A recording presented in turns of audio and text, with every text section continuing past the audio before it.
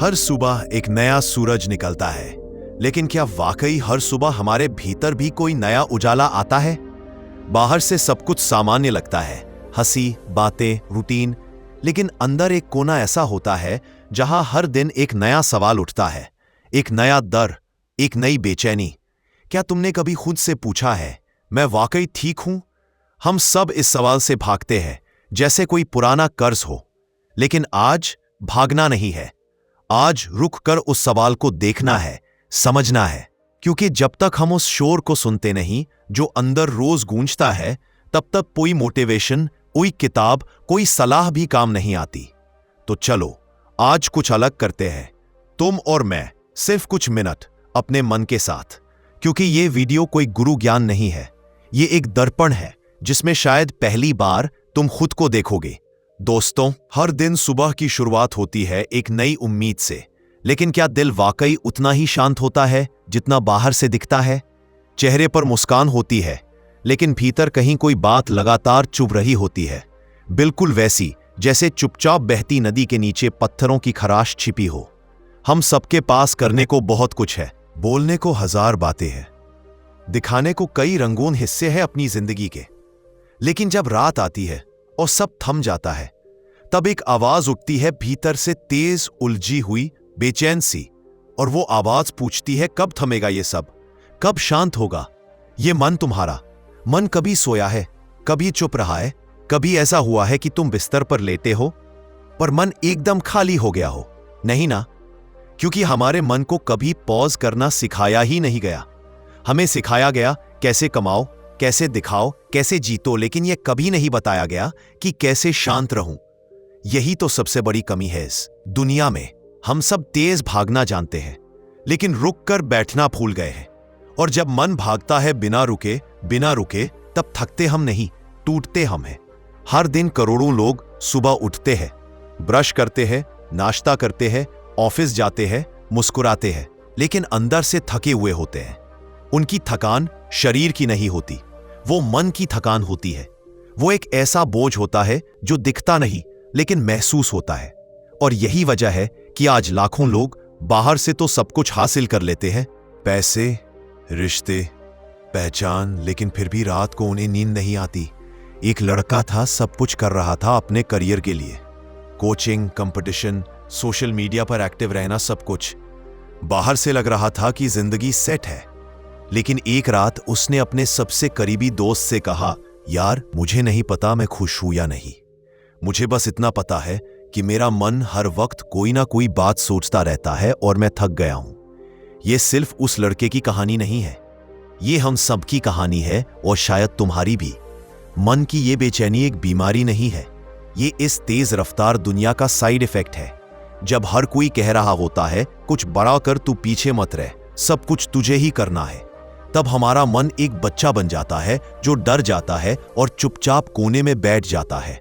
वो चुप तो होता है लेकिन अंदर से खौल रहा होता है, और जब उसे सुना नहीं जाता, समझा नहीं जाता, तो वह चीखने लगता है। लेकिन अफसोस, हम उस चीख को भी अनसुना कर देते हैं। शांति कोई लक्ष्य नहीं है जिसे हासिल करना है। शांति एक प्रक्रिया है, एक आदत है, और सबसे जरूरी एक समझ है। मन को शांत करना मतलब सब छोड़ देना नहीं होता। इसका मतलब है जो हो रहा है उसे समझना, जो गुजर गया है उसे अपनाना, और जो आने वाला है उसे लेकर घबराना नहीं। लेकिन यह सब कोई हमें सिखाता नहीं, और इसी वजह से हमारा मन हमारे कंट्रोल में नहीं रहता, वह हमें कंट्रोल करता है। जब कोई कहता है मुझे तो कुछ अच्छा नहीं लगता, मेरा मन बहुत परेशान रहता है, मैं अंदर से टूट चुका हूं, तब हमें लगता है कि वह ज्यादा सोच रहा है। लेकिन सच्चाई यह है कि वह अकेला नहीं है। तुम भी, मैं भी, हम सब उस बेचैन मन को रोज लेकर जी रहे हैं, बिना यह समझे कि इसे ठीक कैसे किया जाए। हमारे जीवन की सबसे बड़ी लड़ाई बाहर के लोगों से नहीं है, वह तो बहाना है। असली जंग तो हमारे मन से है, जो कभी चुप नहीं होता, जो कभी थमता नहीं, जो हर बात को पकड़ लेता है और छोड़ता नहीं। और जब तक हम इस मन को समझना नहीं सीखेंगे, तब तक चाहे कितनी भी मोटिवेशनल बातें सुन लो, कितनी भी किताबें पढ़ लो, कुछ भी नहीं बदलेगा। अब अगर तुम इस वीडियो में मेरे साथ बने रहोगे तो मैं तुम्हें दिखाऊंगा कि उस मन की गांठ को कैसे खोलते हैं, उस शोर को कैसे चुप कराते हैं, और उस बेचैनी को कैसे अपने दोस्त में बदलते हैं। क्योंकि ये वीडियो सिर्फ शब्द नहीं है, ये एक आईना है जिसमें शायद तुम पहली बार खुद को साफ साफ देखोगे। और अब जब हम समझ चुके हैं कि मन बेचैन क्यों होता है, अगला सवाल है मन को शांत कैसे करें। तैयार हो जाओ, क्योंकि अब शुरू होती है तुम्हारे मन की असली यात्रा शांति की ओर। मन हर समय भागता क्यों है? इतना कुछ हासिल करने के बाद भी बेचैनी क्यों बनी रहती है? जब सब कुछ सही दिखता है तब भी भीतर कुछ अधूरा क्यों लगता है? क्यों किसी भी बात पर ध्यान नहीं टिकता? क्यों हम खुद से ही भागते रहते हैं? शायद इसलिए क्योंकि हम सबके भीतर कुछ ऐसा है जो हर पल सवाल करता है, हर बात पर शक करता है, हर परिस्थिति को उलझा कर देखता है और हर खामोशी में एक शोर सुनता है। इसी को कहते हैं अशांत मन। यह मन इसलिए अशांत होता है क्योंकि हमने उसे कभी समझना सीखा ही नहीं। हमने कभी यह नहीं जाना कि जो सोच हम बार बार सोचते हैं, जो बातें हमें रात भर सोने नहीं देती, वह जरूरी नहीं कि सच्ची हो, लेकिन वह इतनी ताकतवर जरूर हो जाती है कि हमारी शांति छीन लेती है। सबसे पहली चीज जो मन को अशांत करती है, ओवरथिंकिंग। छोटी सी बात को इतना बड़ा बना देना कि वह पूरी दुनिया से बड़ी लगने लगे। यही तो हमारा रोज का खेल है। कोई जवाब ना आए तो हम सोचते हैं शायद सामने वाला नाराज है। किसी ने कुछ कह दिया तो हम घंटों उसी पर सोचते रहते हैं। उसने ऐसा क्यों कहा? क्या मेरी गलती थी? मैंने ऐसा क्या किया? और इन सवालों का जवाब मिल भी जाए तो मन मानता ही नहीं, क्योंकि मन को सिर्फ उत्तर नहीं चाहिए, उसे तसल्ली चाहिए, और वह कभी पूरी नहीं होती।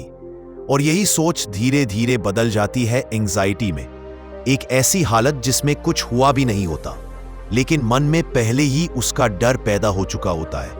अगर रिजल्ट खराब आया तो, अगर वह रिश्ता टूट गया तो, अगर मैं पीछे रह गया तो, यह शायद हमारे आज को खा जाते हैं, हमारी नींद चुरा लेते हैं, हमारी मुस्कान छीन लेते हैं। लेकिन बात सिर्फ डर की नहीं है। कभी कभी मन इसलिए भी अशांत नहीं होता रहता है क्योंकि उसके अंदर छुपा होता है गिल्ट। कुछ पुरानी बातें, कुछ अधूरी माफियाओं, कुछ ऐसे लम्हे जहां हमने खुद को माफ नहीं किया होता, वो सब बार बार लौट कर आते हैं। सपनों में, यादों में, अकेलेपन में। काश उस दिन वो बात ना कही होती, काश उस रिश्ते को थोड़ा और समय दिया होता, काश मैं खुद के साथ थोड़ा और ईमानदार होता, और ये काश भी हमें चैन से जीने नहीं देता। तभी आपने गौर किया है कि जब हम अकेले होते हैं तो हमारे मन में वही बातें आती हैं जो अधूरी रह गई थी, जो हमें सालों से खाए जा रही थे। फिर एक और वजह है कंपैरिजन। हम खुद को दूसरों से इतना ज्यादा तुलना करने लगते हैं कि भूल जाते हैं कि हमारी अपनी एक पहचान है। सोशल मीडिया पर किसी की फोटो देखी और हमारा मन बोला, देख वो कितना खुश है, देख उसकी लाइफ कितनी सेट है, और तू कहां है अभी भी। जबकि हकीकत ये होती है कि जिसकी ओस्ट देखकर हम जलते हैं, शायद वह भी उसी रात को अपने तकिए में रो रहा होता है, लेकिन हमें सिर्फ उसका चमकता चेहरा दिखता है, उसका टूटा हुआ मन नहीं। और फिर आता है सबसे छुपा हुआ कारण, एक्सपेक्टेशंस, दूसरों से नहीं, खुद से। हम चाहते हैं कि हम परफेक्ट बने, हर जगह सबसे बेहतर साबित हो, हर काम बिना गलती के करें, और जब ऐसा नहीं होता तो हमारा मन टूटने लगता है। वस वाह वाह वाह, क्योंकि हमने उसे हर हाल में जीतने की आदत दी थी, हार को अपनाना नहीं सिखाया था। अब सुनिए, मैं आपको एक लड़की की कहानी सुनाता हूं। पूजा एक बहुत होशियार लड़की थी, पढ़ाई में अव्वल, सोशल मीडिया पर एक्टिव। दोस्त उससे सलाह लेते थे, सबको लगता था ये लड़की तो बहुत स्ट्रांग है, लेकिन किसी को यह नहीं पता था कि पूजा रात को बिना रोए सो नहीं पाती थी। क्यों? क्योंकि उसका मन कभी शांत नहीं होता था।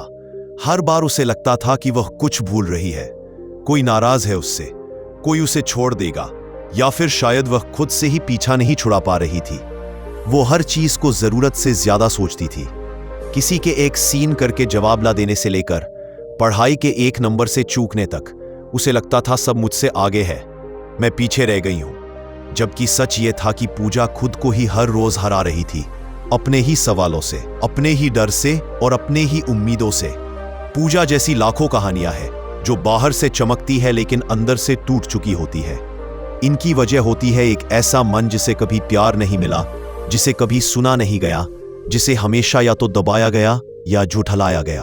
अब सोचिए, अगर हम अपने मन को सिर्फ एक दिन सुन ले, उसे समझ ले, तो शायद वो हमें रात को सोने देगा, हमारी आंखों से आंसू चुपचाप पोंछ देगा और कहेगा, मैं तेरा दुश्मन नहीं हूं, मैं तो तेरा सबसे सच्चा साथी हूं। लेकिन उसके लिए सबसे पहले हमें यह समझना होगा कि यह बेचैनी क्यों है और कैसे उसे धीरे धीरे शांति में बदला जा सकता है। मन को शांत करना आसान नहीं है, लेकिन नामुमकिन भी नहीं है। जब हम अपने भीतर झांकते हैं तो वहां एक उथल पुथल चलती रहती है, अनगिनत विचार, अनगिनत डर, अधूरी इच्छाएं, अधूरे जवाब। मन कभी रुकता नहीं, कभी थमता नहीं, और यही बेचैनी धीरे धीरे हमारे जीवन का हिस्सा बन जाती है। हम इसे सामान्य मान लेते हैं, मानो शांति किसी और की कहानी है और संघर्ष ही हमारी पहचान। लेकिन ऐसा नहीं है। मन को शांत किया जा सकता है और उसके लिए किसी जादू की जरूरत नहीं होती, किसी पहाड़ पर जाने की, किसी गुरु को खोजने की भी जरूरत नहीं होती। जरूरत होती है अंदर की समझ और कुछ आसान लेकिन शक्तिशाली तरीकों की, जो अगर दिल से अपनाए जाएं तो जीवन बदल सकता है। आज हम जानेंगे ऐसी ही 5 अद्भुत तकनीकें जो हमारे अशांत मन को स्थिरता दे सकती है, हमें खुद से जोड़ सकती है और उस भीड़ से बाहर खींच सकती है जिसमें हम रोज खुद को खोते चले जा रहे हैं। पहली तकनीक है माइंडफुलनेस, इस पल में जीने की कला। हमारा मन या तो अतीत में अटका होता है या भविष्य में भागता रहता है। बीते हुए पर पछतावा, आने वाले की चिंता, और आज यानी जो सच में हमारे पास है वो हमारी आंखों के सामने होकर भी हमसे दूर हो जाता है। माइंडफुलनेस हमें सिखाता है, अब मेज जियो, इस क्षण को पूरी तरह महसूस करो। जैसे जब आप चाय पी रहे हो तो मोबाइल देखते हुए या किसी को कॉल करते हुए मत पीजिए, बस कप को हाथ में लीजिए, उसकी गर्माहट को महसूस कीजिए, घूंट की महक, उसका स्वाद, उसका स्पर्श। सिर्फ चाय नहीं, यह ध्यान है। माइंडफुलनेस का मतलब यही है, हर काम को करते समय बस उसी में डूब जाना, चलते हुए सिर्फ चलना, खाते हुए सिर्फ खाना, सुनते हुए सिर्फ सुनना। क्योंकि जब आप इस पल को जीते हैं तो मन अतीत या भविष्य की ओर भागना बंद कर देता है, वो रुकता है, शांत होता है, और आप भी। दूसरी तकनीक है डीप ब्रीदिंग, सांसों के जरिए समाधान। कभी किसी परेशानी के समय ध्यान दिया है? सांसें तेज हो जाती है, शरीर में घबराहट आती है, धड़कनें तेज हो जाती हैं। लेकिन यह भी उतना ही सच है कि जब हम सांस को धीरे धीरे लेना शुरू करते हैं तो शरीर खुद शांत होने लगता है। एक सरल तकनीक है 4-4 छींक रूल। 4 सेकंड सांस भरना, 4 सेकंड उसे रोक कर रखना, 6 सेकंड सांस छोड़ना। इसे 2-3 मिनट तक कीजिए और आप खुद देखेंगे कि कैसे आपके शरीर से तनाव बहकर बाहर निकलने लगता है और आपका मन हल्का महसूस करता है। क्योंकि जब शरीर शांत होता है तभी मन भी शांत हो सकता है। तीसरी तकनीक है सेल्फ टॉक, खुद से दोस्ती करना। बार हम दूसरों से जितना प्यार करते हैं, अपने आप से उतना ही सख्त हो जाते हैं। कोई गलती हुई तो खुद को कोसते हैं, तुझसे तो कुछ होता ही नहीं, सबके साथ ऐसा क्यों नहीं होता, बस मेरे साथ क्यों। ऐसा लगता है जैसे हमारे भीतर एक आलोचक बैठा है जो हर बात पर हमें नीचे गिराने को तैयार है। लेकिन अब समय है उसे बदलने का, अपने अंदर एक दोस्त को बुलाने का। सेल्फ टॉक का मतलब है खुद से वैसे ही बात करना जैसे हम किसी अपने से करते हैं। हाँ, आज गलती हुई, लेकिन कोई बात नहीं, अगली बार बेहतर करूंगा, मैं कोशिश कर रहा हूं और यही काफी है। इसमें पॉजिटिव अफर्मेशंस बहुत काम करते हैं। हर सुबह खुद से कहिए, मैं शांत हूं, मैं सशक्त हूं, मैं अपनी जिम्मेदारियों को पूरी ईमानदारी से निभा रहा हूं, मैं हर दिन थोड़ा और बेहतर हो रहा हूं। इन शब्दों की ताकत तब समझ आती है जब आप उन्हें रोज दोहराते हैं और धीरे धीरे आपका मन उन्हें सच मानने लगता है। चौथी तकनीक है डिजिटल डिटॉक्स, तकनीक से थोड़ी दूरी। मोबाइल, लैपटॉप और कोई भी मोबाइल खरीद ले, ईवी, ये सब हमारे लिए आज जरूरत बन चुके हैं, लेकिन इनका ज्यादा उपयोग मन की शांति को छीन भी लेता है। हर नोटिफिकेशन एक नया तनाव लाता है, हर कंपैरिजन एक नया डर। 1 घंटा, सिर्फ 1 घंटे अगर आप खुद को मोबाइल से दूर रखें, बिना किसी स्क्रीन को देखें, तो वो समय आपके लिए जादुई बन सकता है। वो वक्त हो सकता है खुद को समझने का, एक किताब पढ़ने का, पेड़ों को निहारने का, या बस चुपचाप बैठकर अपने मन की बातें सुनने का। उस खामोशी में आप खुद से मिलते हैं। उस खुद से जिसे आपने बहुत दिनों से नजरअंदाज कर रखा था। पांचवी और सबसे गहरी तकनीक है एक्सेप्टेंस। जैसा है वैसा स्वीकार करना। हम लीपुस्पन करना चाहते हैं, हम हर चीज को बदलना चाहते हैं, दूसरों को, परिस्थितियों को, अतीत को, और जब वह नहीं बदलते तो हमारा मन अशांत हो जाता है। लेकिन एक्सेप्टेंस हमें सिखाता है कि शांति पाने का रास्ता बदलाव से नहीं, स्वीकृति से होकर गुजरता है। जो है ठीक है, ये कोई हार नहीं है, बल्कि ये समझ है कि हर चीज हमारे नियंत्रण में नहीं होती, लेकिन हमारी प्रतिक्रिया हमेशा हमारे हाथ में होती है। जिस दिन आप खुद से और जीवन से ये कह देंगे, हाँ ये परिस्थिति कठिन है लेकिन मैं इसे स्वीकार करता हूं, उसी दिन आप शांति की ओर पहला कदम रख देंगे, क्योंकि जो चीजें हम स्वीकृत करते हैं उनसे लड़ाई बंद हो जाती है, और जब लड़ाई खत्म होती है तब मन को सुकून मिलता है। ये 5 तकनीकें कोई किताबों की थ्योरी नहीं है, ये जीवन के वह सूत्र हैं जो हमने अनजाने में खो दिए थे। अब समय है इन्हें वापस लाने का, हर दिन, हर क्षण, हर सांस के साथ। और ये तभी संभव है जब हम सिर्फ समझे नहीं, अपनाए। जरूरी नहीं कि जो शांत दिखता है वह भीतर से भी शांत हो। बहुत बार ऐसा होता है कि इंसान बाहर से हंसता रहता है, काम कर रहा होता है, लेकिन अंदर अंदर वो टूटा होता है, परेशान होता है, उलझा होता है, और उस सारी उथल पुथल की जड़ होती है हमारा मन। अब तक हम मन को शांत करने की कई तकनीकें समझ चुके हैं, लेकिन आज हम एक ऐसे सच पर बात करने जा रहे हैं जिसे ज्यादातर लोग नजरअंदाज कर देते हैं। मन को दबाने की हमारी आदत। बहुत बार हम अपने मन को चुप कराना चाहते हैं, उसे डांटना चाहते हैं, उसे कंट्रोल करना चाहते हैं, जैसे वह कोई दुश्मन हो। मन परेशान हो रहा है, अरे भूल जा, सोच मत, डर लग रहा है, बेवकूफी है ये सब, उदासी हो रही है, पागल मत बन, खुश रह। ऐसे शब्द आप में से कितनों ने खुद को नहीं कहे होंगे, शायद हम सब ने। लेकिन क्या इससे वाकई कुछ ठीक होता है, या फिर हम बस उस तकलीफ को गहराई में धकेल रहे होते हैं? जैसे पानी में उठती एक लहर को जबरदस्ती नीचे दबाया जाए तो वह और तेज होकर उभरती है। मन को दबाने से वह शांत नहीं होता, वह और ज्यादा अशांत होता है, और धीरे धीरे वह अशांति हमारे शरीर, हमारे संबंधों, हमारे सोचने के तरीके, हर चीज में जड़ घोलने लगती है। हमें यह समझना बहुत जरूरी है कि मन हमारा दुश्मन नहीं है, वो कोई बाहरी ताकत नहीं है, वो हम है। हमारी भावनाएं, हमारे अनुभव, हमारे डर, हमारी उम्मीदें। इसे मारने की नहीं, इसे समझने और दिशा देने की जरूरत होती है। सोचिए एक बच्चा जोर जोर से रो रहा हो, आप उसके मुंह पर हाथ रख देंगे कि चुप हो जा, या फिर आप पहले यह जानने की कोशिश करेंगे कि वो क्यों रो रहा है? क्या उसे चोट लगी है? क्या वो भूखा है? क्या उसे डर लग रहा है? अब इसी बच्चे को अगर आप थप्पड़ मार दें यह कहकर कि तू क्यों रो रहा है, शांति से बैठ, तो क्या वह और ज्यादा नहीं रोएगा? ठीक वैसा ही हमारा मन है। जब वह परेशान होता है तो वह कुछ कहने की कोशिश करता है। शायद वह कह रहा हो, मुझे थकान हो गई है, मैं डर में जी रहा हूं, मैं अनसुना महसूस कर रहा हूं, मुझे समझ की जरूरत है, सजा की नहीं। हमारा काम है उस बच्चे जैसे मन को समझना। जब हम अपने मन की बात सुनते हैं तो धीरे धीरे वह शांत हो जाता है। उसे कोई चीखने की जरूरत नहीं रहती, क्योंकि अब कोई उसे सुन रहा होता है। समस्या तब पैदा होती है जब हम उस आवाज को अनसुना करते हैं, या जब हम उस पर लेबल चिपका देते हैं। कमजोर मन, ओवरथिंकिंग, नेगेटिव माइंडसेट। पर सच्चाई यह है कि कोई भी भावना बेवजह नहीं आती, पर सोच के पीछे कोई अनुभव होता है। हर डर के पीछे कोई कहानी, हर बेचैनी के पीछे कोई अनसुनी चीख। अगर हम हर बार अपने मन को दबाएंगे तो वह हमें धीरे धीरे खोखला कर देगा। तो अब सवाल उठता है, हम मन को कैसे समझें? शुरुआत कीजिए मन से संवाद करके। हर बार जब मन अशांत हो तो उससे सवाल कीजिए, तू ऐसा क्यों सोच रहा है? तुझे क्या चाहिए? क्या कोई ऐसा दर्द है जो मैंने अब तक नहीं देखा? इन सवालों से मन को समझने का रास्ता खुलता है।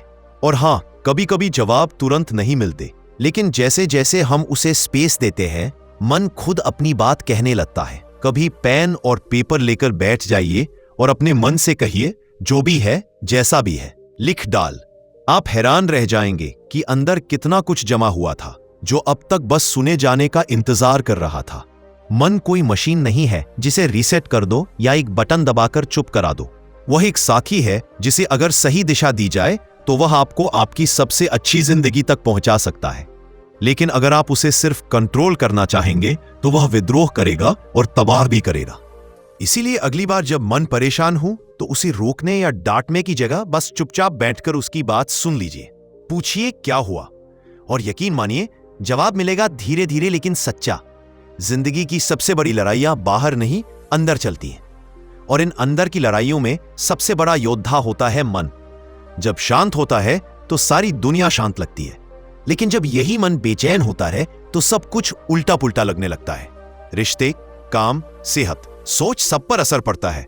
मनोविज्ञान क्या कहता है हमारे मन के बारे में, और उससे भी ज्यादा जरूरी सवाल, हम अपने रोजमर्रा के जीवन में इन सिद्धांतों को कैसे इस्तेमाल करें ताकि हमारा मन शांति की ओर बढ़े। क्योंकि सिर्फ किताबें पढ़ने से शांति नहीं आती जब तक वह ज्ञान हमारे जीवन का हिस्सा ना बन जाए। सबसे पहले हमें यह समझना होगा कि मनोविज्ञान कोई जादू नहीं है, ना ही कोई ऐसी पेचीदा चीज जिसे सिर्फ डॉक्टर या प्रोफेसर ही समझ सके। मनोविज्ञान दरअसल इंसानी व्यवहार की, हमारी सोच की, हमारे महसूस करने की एक बेहद सच्ची और वैज्ञानिक पड़ताल है। और इसकी सबसे खूबसूरत बात यह है कि यह हम सबके लिए है, हर रोज के लिए है। सोचिए, जब कोई अचानक गुस्से में आ जाए तो हम कहते हैं इसका दिमाग खराब है, या जब कोई बहुत चुपचाप रहता है तो हम कहते हैं इसका मूड आज डाउन लग रहा है। ये सब बातें सीधे सीधे मनोविज्ञान की भाषा में ही है। बस फर्क इतना है कि हमने कभी उसे जानने की कोशिश नहीं की। मनोविज्ञान हमें यह सिखाता है कि हमारा मन कैसे काम करता है, कैसे हम एक ही परिस्थिति को अलग अलग तरीके से देख सकते हैं, कैसे हमारी सोच, हमारी भावनाएं और हमारा शरीर तीनों आपस में जुड़े हुए हैं। अब सवाल यह उठता है, क्या यह सब सुनना अच्छा लगता है, लेकिन इससे फायदा कैसे हो, हम अपने जीवन में इसे लागू कैसे करें? तो आइए इसे हम बहुत ही सरल उदाहरण से समझते हैं। मान लीजिए आप ऑफिस जा रहे हैं, रास्ते में ट्रैफिक बहुत ज्यादा है, आपको देर हो रही है, और ऐसे में कोई बाइक वाला आपकी गाड़ी से टकरा जाता है। अब आप गुस्से से भर जाते हैं। ये लोग गाड़ी चलाते हैं या मौत बांटते हैं? आपका दिल तेजी से धड़कने लगता है, हाथ पसीने से भीग जाते रहे। अब यहां मनोविज्ञान आपको यही सिखाता है, थोड़ा रुकिए, देखिए, समझिए, आपका गुस्सा, आपकी देरी, आपकी चिंता और आपके कंट्रोल खोने से जुड़ा है, ना कि सिर्फ उस बाइक वाले से। अब अगर आप हर बार इस तरह गुस्से में ही जवाब देंगे तो आपका मन लगातार तनाव में रहेगा।